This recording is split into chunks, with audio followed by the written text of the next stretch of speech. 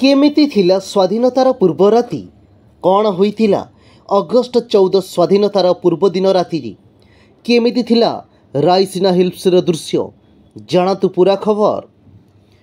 भारतर स्वाधीनता नथिला एते सहज।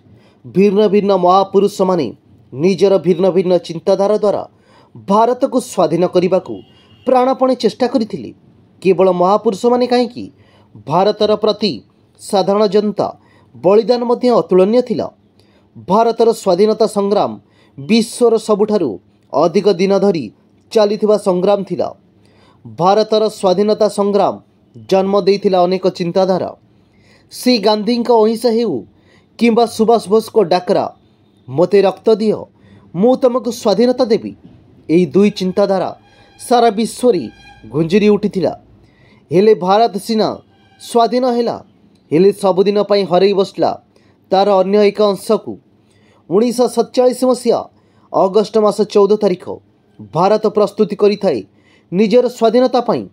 भारतर एही दिनटी दुख और सुखर एक सम्मिश्रण कहले किछि कम हेबो नाही। भारत को इंग्रेज माने छाड़ी सीना चली जाउछंती, हेले पछरे छाड़ी जाउथांती अनेक वाद विवाद। सेथि मध्यरु सबुठारु बड़ विवाद थिला हिंदू मुसलमान विवाद।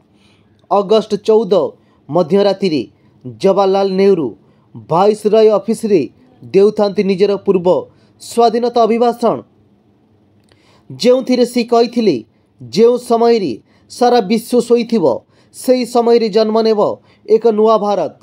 भारतर अधिकारी हेबे भारतर लोके, अन्य कौनसी विदेशींकर अधिकारी रहिबो नाही भारत उपरे। सेही दिन मध्यराति रे ब्रिटिश भारतर शासन भार भारत को देई सबुदिन पई भारत छाड़ी चली जाइथिले। 1947 मसीहा अगस्ट मास 15 तारिख दिन सरकारी कागज पत्र रे भारत को एक पूर्ण स्वाधीन देश भाव घोषणा करा जाइथिला।